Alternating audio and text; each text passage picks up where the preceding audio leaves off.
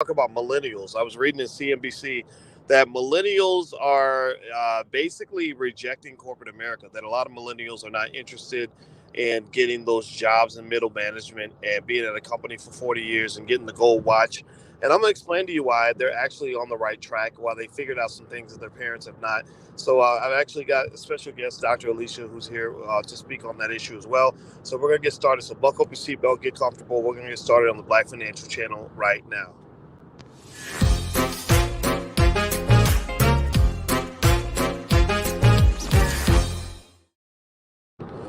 Hey everybody, what's going on? Welcome to the Black Financial Channel. This is theblackfinancialchannel.com. This is where I, Dr. Boyce Watkins, your friendly neighborhood finance professor, breaks down economic issues from a black perspective. We believe that black people can do it by ourselves. We believe in building black wealth, and we believe in taking care of the community, solving our own problems. If you agree with this philosophy, put a hashtag B in the number one. Hashtag B1 means that we put black first. That's what we believe. So today I was reading the CNBC about millennials. And there was a story where basically they were claiming in a study that millennials are not interested in corporate America. Millennials are not interested in the things that a lot of people grew up with maybe in the 80s and the 90s. Millennials are looking for different ways to find their bliss when it comes to their economic opportunities and activity. And so give me a yes or no if you kind of noticed that. Have you noticed that millennials are a little bit different? Give me a yes or no if you kind of observed that. And sometimes we have conversations about it. We make jokes like, oh, this millennial came to work at the company and they wanted to be the CEO on the first day. So there's like a lot of funny jokes, but maybe it's not so funny. Maybe they actually have a point. So Alicia's here with me. Say hi, Alicia. Hello, and that makes perfect sense to me. I think wait, so millennials are how old are they now? They're in their 20s and maybe early 30s? Is that Yeah, how old they are yeah, right now? yeah. Millennials are kind of old now. Like they used to be like the teenagers, but nah, man, millennials are almost 40. Okay, so millennials are I don't know if they're almost 40, They are but in there my brother's a millennial. He's 30. is He's he gonna be really? 38 this year. Yeah. Okay, so that makes sense because think about all of us who grew up in the 80s. It was all about the me generation. It's about making money. I'm remembering that movie. There were a bunch of movies about Wall Street, and we're just interested in corporate greed. Remember those movies, boys? Yeah, I remember those The movies. reflect. What is it called? Like the yuppie generation? Wasn't that the 80s? The yuppie generation. I don't know if it's called. Yeah. Is I it yuppies? I don't think they were called yuppies. What were they called? Like people who were interested in just money. I'm thinking about I mean, that I movie remember the Wall word. I Street. remember the word yuppie, but I don't remember it being the yuppie generation. Or is it buppies? I don't know the word, but I know that there was a lot of movies out about how when you were entering in the workforce, you were just interested in making money, and that was it, the bottom line. But what I've noticed is there are a lot of millennials. I get a lot of millennials who want to be therapists, who want to be, they want to have an impact. They want to see that the work that they do has a bigger impact on the world, more so than just a corporate bottom line. Don't you think? Yeah, yeah. Well, when I was talking about the Black Lives Matter founders being Marxists, I remember I said before I even talk about it, I'm going to look it up. And one of the things that Karl Marx said there was a legitimate critique of capitalism, is that capitalism basically has you doing work that has no meaning at all. It's just part of a corporation. You're trying to make a profit, and it's just not very fulfilling. So I actually agree with that. Yeah, that makes perfect sense. They want to. I think they've seen their parents work in these corporations for long hours and then get pushed out of. You know how corporations are. You can get pushed out of your position and pushed out of your job, and they just don't want that for themselves, Actually, right? that goes back to another Karl Marx critique of capitalism. He Uh-huh. said that capitalism is subject to a lot of booms and busts. So, Ah. millennials, one thing the CNBC article mentioned very accurately is millennials went to college at a time where student loans were going out of control, college tuition costs were getting ridiculous, the jobs were disappearing and paying less money, and also the jobs had less security. And a lot of them actually came out of college like right around the economic bust of 2008, which that was a terrible time to be trying to look for a job. I'm really curious. How are millennials doing? Like, how are they doing financially? Do we know? I don't have the studies in front of me, but I don't think millennials are doing as well as their parents. I think this was the first generation where the kids are doing worse than the parents are. And yeah, because when we were coming up, we had a lot of examples of people that were doing better than their. Almost everybody was doing better than their parents. But now it's kind of the opposite. Like a lot of the, because I remember just kind of hearing things like, oh yeah, these companies, they really want to have black employees that have bachelor's degrees. So everybody wanted to go to college and make good grades so they can get a good job, and the debt was not too bad. You could pay your student loans off, and you would have a secure job at a company. And I know people that worked at companies for 20, 30 years. I didn't do it, but I know a lot of people who did. Interesting. So they're not doing very well, and they don't see working in some big gray looking building with no windows. They think that's a prison where they have to punch in 9 to 5. They don't like that 9 to 5 sort of environment where. Well, the thing is maybe it's evolution too, because I know in my family, my brother is a millennial. He didn't go the corporate route. He got, when he graduated from college with a degree in engineering, they offered him a nice job with Ford or one of them companies.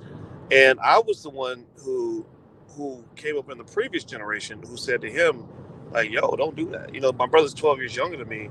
And I didn't tell him what to do, but I said, man, why not go be free? Like, live your life, bro. Like, you don't even want to do this job. Why would you spend the majority of your waking hours on this earth doing something that you hate? Like, I mean, think about that. That is, I'm not a Marxist. I'm not a capitalist, but I'm not a Marxist. But Marx is right about that. Why would you spend the majority of your life doing work you hate around people that you don't even like? Especially if you're black. White people treat you like a damn slave dog, and you up in there like just taking all the butter biscuits, like, because you feel like that's your only option. It's a terrible feeling. Yeah, I love millennials. I'm inspired by them. I mean, they're in my classroom, and they want to be social workers, and they want to work for nonprofits. So it's not necessarily the money so much. Like, I don't find millennials to be like extremely materialistic. I find millennials to say, I want a job with meaning.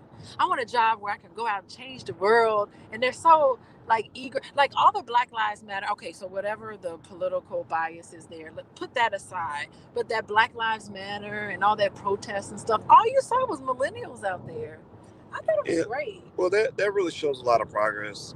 Now, mind you, the millennials I see are mostly like men and women that follow me because they're into the wealth thing. So Okay. they I wouldn't call them materialistic, but they're not materialistic. Well, they're very committed to freedom, and they do like nice stuff though. Like they, like, and I don't have a problem with that. Like, I think people, if you want get a Mercedes, just invest your money so that the Mercedes ain't the only thing that you ever have. If you want a nice house, get you a nice house. Like, I think that's okay. Just be balanced with everything. But I think that also, that whole activism piece, which is really interesting. I remember in 2013, I had an event with Cornel West, down in New York, up in Brooklyn, and I remember in 2013, Cornel West was basically complaining that that millennials are sleepwalking, or not millennials. He said young people are sleepwalking. They're sleepwalking. No. Yeah, no. I don't agree with that. No, but here's the thing: they were sleepwalking in 2013. They woke up, and really, it was mostly like the police shootings and all of that. Like that started getting them out there. But in 2013, it was true. You really didn't have. Yeah, young people were not. They didn't care about social issues at all. At the level that we wanted. It was really hard to get people to talk about social issues or even Black economics. Like, it was really. But now Black economics has become one of the social issues that they're very active on, and I think it's really tremendous progress. Oh, that is really interesting. Okay, I hadn't noticed that because I don't have my finger on the pulse of what's happening in the world like you do, Boyce. Good grief. I'm kind of secluded in my ivory towers over here. Yeah, which is why I wanted to get out of the ivory tower. I didn't enjoy being in academia that much. But yeah. So I think, I don't know how many of you in here are in the millennial category or close to it. And by the way, if you could hit the thumbs up button, take a second, hit the thumbs up button, subscribe, all that stuff. And also allblackeconomics.com. That's the URL where you can go to get a free copy of my book. It Takes a Village to Raise the Bar. You don't have to buy it. I'm giving it away for free. So it's a book that lays out the future of the Black community, the future of the Black family, my vision for the next 70 years for Black people. So if that's of interest to you, it's a short read designed to be that way. Feel free to go to that URL and you can get it for free. I would say that millennials have it right in that money isn't. Here's the thing though, money is power, and what happens is we didn't have balance. It's funny we saw D1, who's a millennial, and his album is called Finding Balance. That's his new album, and we talked about balance, me and him just sitting there kicking it. We talked late into the night about balance, and I said when to think about money, I think about balance. I didn't see balance when it came to how people view money. Either people worship money and were giving up years of their life for money, destroying their health for money, destroying relationships over money, or they didn't value money at all. They just would just not want to learn any financial literacy. You got your kids going to school learning how wonderful white people are, but they never learn a single thing about how to manage one of the most important resources in the household. And then when they're broke and struggling, credit all jacked up, ain't never owned a home, bought two houses for your landlord, can't get $5 to squeeze together in order to get through an emergency. People wonder how did that happen. They're like, oh, it's racism. No, maybe it's because you spent all your time in school learning all the wrong shit. That is so fascinating. So, like talking to D1, because I talked to him too, and I just remember thinking, good grief, like when I was his age, I wasn't that advanced. Like it was a learning curve that I had to have. Like I wasn't the information that young people have now. I didn't have it there at that age. I was seeking out information. So their consciousness coming into consciousness, right, has that process is so much earlier. It's developed so much earlier in the millennials, and even who's under the millennial generation I don't Y, know. or They got the whole alphabet. is it Generation Generation, Z or Generation something? Z, Y, Z, Z or whatever. Generation Double A. Like they just go like it's like every I don't even know. Like our baby's 10. I don't know what generation she's in. I don't know if she's Z or whatever it's going to be, but they know. Gosh, if I had known at 10 what she knows now, that'd be She great. knows a lot, but she knows a lot of crap. Like a lot of stuff they teach at school. Like she's an expert on pronouns and how people have different pronouns. And I'm not against that per se, but they make that into something bigger than it needs to be. And I'm like, no, your damn kids need to be experts on how to survive. Like teach them the essentials first She was all before we about, start getting into that stupid stuff. yeah, cisgender, and she knows all about that kind of Yeah, and stuff. I don't like that mainly because I think Black people need to learn survival skills. Like we got to learn early how to be okay. And I see a lot of people that are not okay, and I'm like, well, who was responsible for teaching you? Who was responsible for preparing you for the future? Like So whoever was responsible did not do their job. wait, you just said survival skills. I don't know, what do you mean by that? Survival A skills. lot of it starts with money. Like think about it. Think about Okay. it. Money is everywhere in your life. People think about money every day. The only thing people think about money more than money is sex. Right, seriously. So think about it. Sex is related to your survival too, right? Your ability to reproduce and all that. So money is something that drives people's decisions every day. I see people that date terrible people because they need the money. They take horrible jobs that they hate because of money.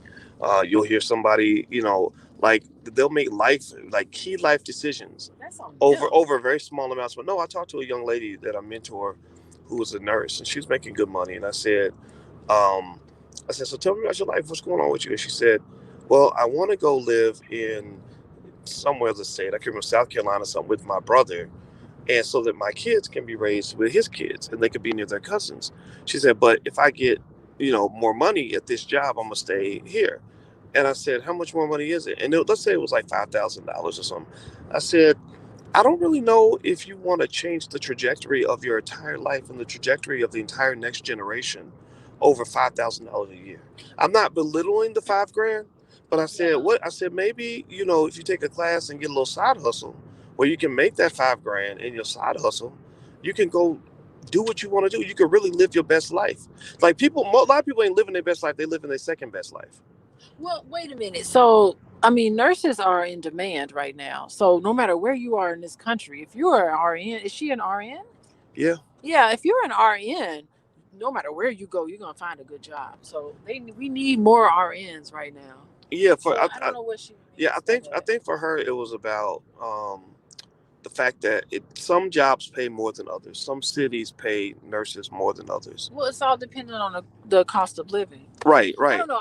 Right. I didn't speak to this young lady. I'd have a lot of questions for her. Right, right. But my point is to say I've seen people do that. I've seen people make major life transitions. Like, okay, do I work for the hot dog company or do I work for the soda company? And I'm gonna pick the soda company because the soda company paid me 84,000 and the hot dog company paid me 81,000. Yeah, but what about your quality of life? What if you just in your heart and soul, you know you a soda person and you really hate hot dogs? What if like you meditated and you find out that soda is your deep desire and your life purpose is soda? Right, and So that's what for a yeah. couple $1,000? So Go we're for right. it. So we're on the same page, right? Like Okay. I'm saying, don't let go. Don't let go of your purpose or your passion. Your destiny is far more important than $5,000 a year. Okay. But I see a lot of people walk away from their passion because they need that extra money, and the big reason why is because they've never been trained that you can have your cake and eat it too. You can do what you love and make the money you want, but nobody ever taught you how to make money. Like that's the problem. The only way they taught you how to make money is go get a damn job. That's the worst way in the world to make money. You know how many entrepreneurs I know that can make 10 grand in a day? Like regular ass Yeah. people. Yeah, I understand. I mean, I'm technically an entrepreneur. Thank you very much, Boyce Watkins. Yes, you are. I converted you. You converted me, but I still got my job. Yeah, and well, you like I the job. still I mean, have my well, job and I still like it. And it is something that I know that I'm passionate about. So it's so what I'm passionate about, I can do it at my place of employment. But I also have my place of employment, which is wonderful. It affords me the opportunity to spend some time on my side hustle, so to speak. You know, well, yeah, yeah. I mean, I think that if your job is it's something that wonderful. if you love your job, then I think I'm happy for you, right? And I think for you, it's different. You could keep your job, I think that's a good thing because remember, a black man and a black woman have different experiences in their jobs. Like at your university, they don't have a single African American male on the entire faculty. They literally have not one African American male, right? So No, we had one back in the day, right. and he bit the dust. Right, right. He So bit the that's what I'm dust. saying. Like Yeah. the black man's experience in the workplace is very different from the black woman, and people don't talk about it. I guess I don't know if it's taboo to think that or what, but it's very important for black men to understand that. Like your son has to have skills on how to make his own money because these white folks just ain't trying to. The white man ain't really trying to take care of another man like that, and you don't want another man taking care of you like you his damn child. Like at least that's how I felt. I never felt comfortable in a situation where these people who didn't like me didn't treat me with respect. Everybody's talking about police shootings and all that, but I'm like, man, y'all still disrespect every day. Look at that. Ice Cube was one of the most respected black men on the planet, and they tried to niggerize him. They They ignored sure him. They did. blew him off. They acted like he didn't matter, and we were involved with what Ice Cube was doing, and so it's kind of like that was symbolic of the way white liberals are like, yeah, we'll talk about police shootings, but we don't care about black men that much. We ain't really trying to really try to see y'all empowered, but that's the way power works. You got to take it.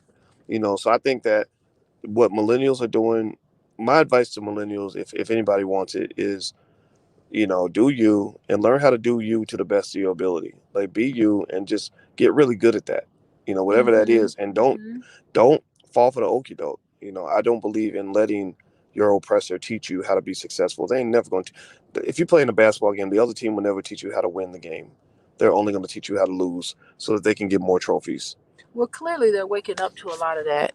Clearly they're waking up to that based on your article, your CNBC article. They're waking up to it. So we need to start rethinking work and Mhm. employment and environment and conditions of work need to be a little bit better. Yeah, well, I think that being a black millennial is different from being a white millennial.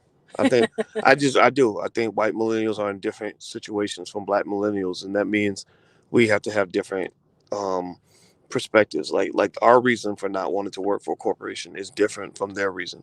Our objective is different from their objective. Our needs as a community are different from their needs. And one of the pitfalls of black folks that run off to these universities or whatever, because I know them all. I was on a college campus 27 years, or for 20 years. I'm sorry, about 20 years. One of the pitfalls is you get black people that go to college and they come out thinking they're white. They come out thinking like I'm gonna fit in just like white people.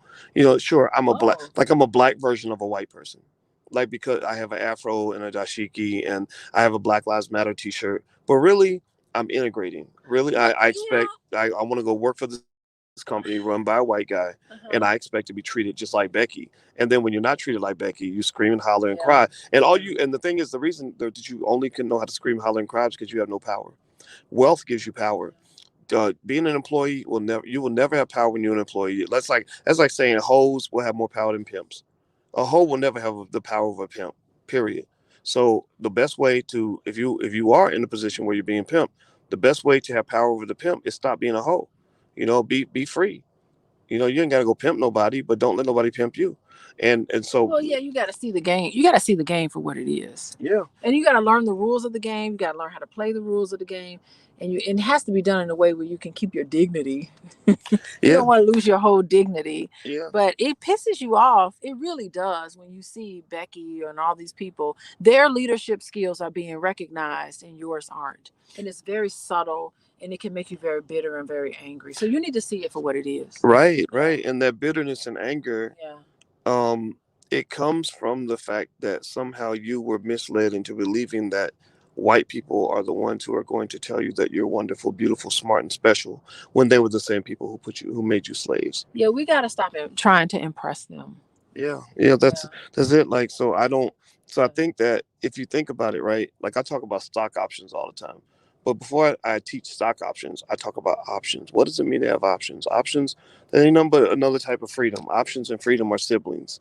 So basically, a person in a negotiation, because you're in a negotiation with white supremacy. They're like, hey, come work for us, Negro. And you're like, well, let me negotiate with you, right?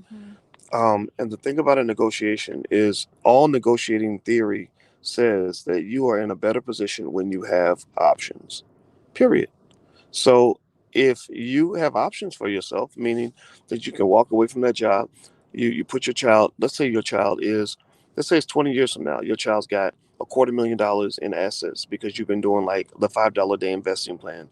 And your child has skills that allow them to become an entrepreneur if that's what they want to do, or an investor or whatever. Then their child has options. So they're in their job, they can negotiate more effectively because when the disrespect comes, there's the black person who says, oh, I got options. I'm not even mad you disrespecting me. I'm just gonna go somewhere where I am gonna be respected. Versus the person who has no options and all they can do is sit back, scream, and cry. I'm just thinking about the stress of it all. Like the stress of working around people that they don't like you.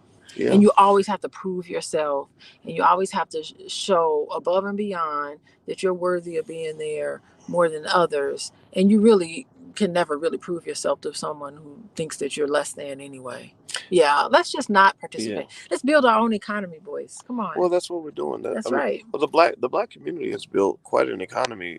I wouldn't be surprised if it becomes $1 trillion economy within the next 2, 3, 4, 5 years. Like there's millions of people buying black, investing black, and putting our money with each other. That'd be great. I would love for all my clients to be black couples and all of them to be I'm just flooded with black couples that want to be better and do better and do what's right. Because when couples get along, the family gets along better. Well, yeah. It's a better learning, better environment for the whole family. I would love that. Well, families historically, the family is it's like an emotional, it's like a genetic gang. Yeah. It's a gang. It's like it's a herd that you connect with for your safety and protection. So when you have no family, you have no security because you don't have backup. So it's very important that you have coping mechanisms so you can get along with each other, so that you can survive. because if you're fighting and everybody goes their separate ways, think about it. Imagine we were in the zombie apocalypse and we're all, seriously, like Oh my taking, goodness. so we're all in the zombie apocalypse and we're all trying to stay alive, and then we start fighting each other and we start killing each other, or we just get mad and we split up and go our separate ways. We will be taken out one by one. So there's strength in numbers, and we're weak when we're apart. We're Yeah. strong when we're together, and we're weak when we're apart. We're always stronger together. So the ability to form relationships, maintain relationships, and repair relationships is one of the most important skills a person can have when it comes to their survival. You look at, for example, like like just yesterday when I was sitting there talking to D1, because we have a great relationship, we were talking business. Like, okay, hey, let's work together on this. We can work together on that, right? That helps. That's where we're bringing together our resources and helping each other become successful. But the reason that we have that great relationship and we can work together is because we're both good people. Yes, you Because are. we had conversations about very prominent people that we've met who will remain nameless, who did not manage relationships. We did. We talked about 2 or 3 people that was interesting. everybody would know about. Where we met them, we were like, man, these guys were terrible. Isn't it something how both of you had the same experiences with the same people? Yeah. That you met. Yeah. So, I think a big rule in life is don't be an asshole. Like that's I said that at my brother's wedding. That was part of the toast. I said, don't be an asshole. Be nice to people. Be helpful. Be supportive. Be a good person. Like, I think that goes a long way. And be gentle. Be gentle with the people you love. I like that gentleness. Well, I'm gonna be gentle with you. Well, you really are gentle with me. Oh, thank you. So no matter how much you bother me, at least you're gentle, and I'm okay with it. And I know I bother you too sometimes. Yeah, well, I don't yell at you. That I mean, maybe I don't know. I don't. It's something off. You've never really. Haven't done anything really. I've always been taught, like, you love a woman, you gotta treat her nice. Like, I don't know. I don't get these guys who claim they love a woman and treat her like crap. Like, that don't make no sense. Yeah, I can see that. Yeah. All right, guys. I'm going to get on out of here. Do me a favor, hit the thumbs up button, share, subscribe button. Also, this week, we're going to watch a Black-owned movie together. It's totally free. It's a movie called Steps. It's executive produced by Shaquille O'Neal. And also, you can learn more about the movie if you go to blackmovienight.net. That's blackmovienight.net. You can register, and it'll be this Thursday night at 8 o'clock. So if you'd like to join us, go to that URL right there on the screen. And Latoya says, I'm over here macking. She said, I'm macking. That's right. I'm the Big Mac, baby. All right. Well, y'all have a good night, everybody. I'll see you soon. And if you, I might be on my Twitch channel, actually. I'm going to meet the fellas and play some Call of Duty tonight. So if you want to talk stocks. Really? And, yeah. Yes, Call of Duty tonight? Seriously? Yes. It's the guys. late. Yeah, I know, right? Crazy. It's Saturday night. I'm a wild, crazy man tonight. All right. I love you guys. I'll see you soon. And okay, so where's the Twitch channel? Here's the URL for the Twitch channel if you want to follow on Twitch. I have a stocks and gaming channel. So if you like video games and talk about stocks and all that, feel free to follow the Twitch channel. There's the URL on the screen. All right, have a good night, everybody. And I'll see you soon. And love you guys. See you later. Peace.